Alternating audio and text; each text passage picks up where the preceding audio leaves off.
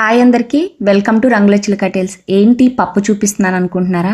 ఈ పప్పు వెనకాల చాలా పెద్ద కథ అయితే ఉందండి. అంతేకాకుండా ఈ తిరగలికి ఆ పప్పుకి కూడా మంచి సంబంధం ఉంది, అందుకే నేను చూపిస్తున్నాను.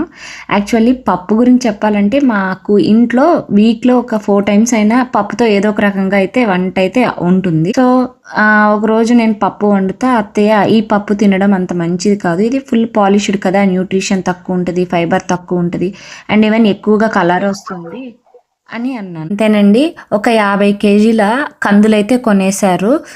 డైరెక్ట్ రైతుల దగ్గర నుంచో ఎలాగో కొన్నాక దానికైతే ప్రొసీజర్ అయితే స్టార్ట్ చేశారు.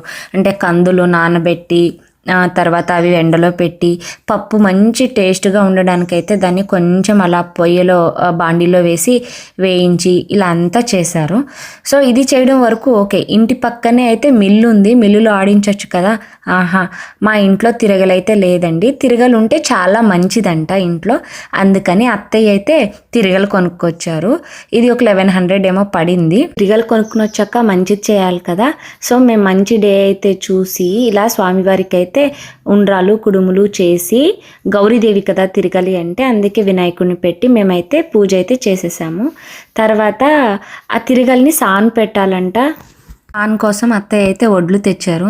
ఇది చూడండి, నేను కింద ఏమి వేసుకోలేదు, అండ్ ఈవెన్ తడిగా ఉంది, నాకు అస్సలు అవ్వలేదు తిప్పడానికి. తర్వాత కింద ఒక మ్యాట్ వేసుకుని అయితే తిప్పాను. నాకు అస్సలు అలవాటే లేదు.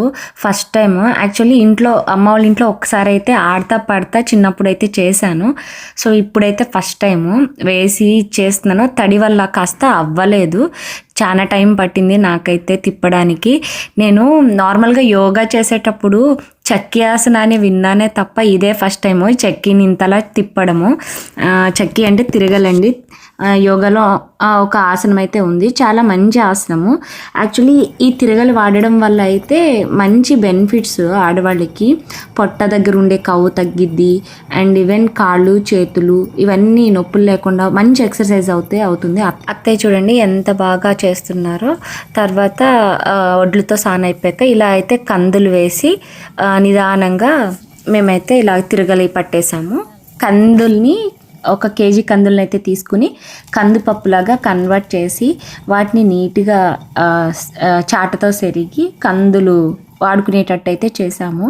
మరి ఫస్ట్ టైం మనం తిరగల్లో కందులు అయితే ఇసిరేసాము. ఈ టైంన మంచిగా ఒక పప్పు అయితే వండుకోవాలి కదండి. సో అందుకని నేను ఈ విసిరిన కందులతో అయితే నేను పప్పు అయితే వండేసాను. ఇలా రెడీ అయిన కందిపప్పుని నీట్గా కడుక్కుని దాంట్లో కొంచెం పసుపు అండ్ వాటర్ వేసుకొని ఇలా విజిల్ అయితే వేయించేసుకున్నాను. సో తర్వాత ఒక 4 విజిల్ వేయించుకున్నాక పప్పు అయితే ఇలా ఉడికింది. దాంట్లో కొంచెం ఉప్పు వేసుకుని మెదుపుకున్నానండి. అంతే, ఒక ముద్దపప్పు అయితే మంచిగా రెడీ చేసుకున్నాను. దీంట్లో ఆవకాయ నెయ్యి వేసుకుని తింటే అదిరిపోయింది అసలు టేస్ట్. మరి ఈ కనుమరుగైపోతున్న తిరగల్ని మీరు ఎప్పుడైనా చూసారా లేదా వాడారా? కమెంట్లో అయితే చెప్పేయండి. అంతేకాకుండా ఈ వీడియో కనుక మీకు నచ్చినట్టయితే లైక్ చేయండి, షేర్ చేయండి. అలానే రంగుల చిలక టేల్స్ను సబ్స్క్రైబ్ చేసుకోవడం మాత్రం మర్చిపోకండి.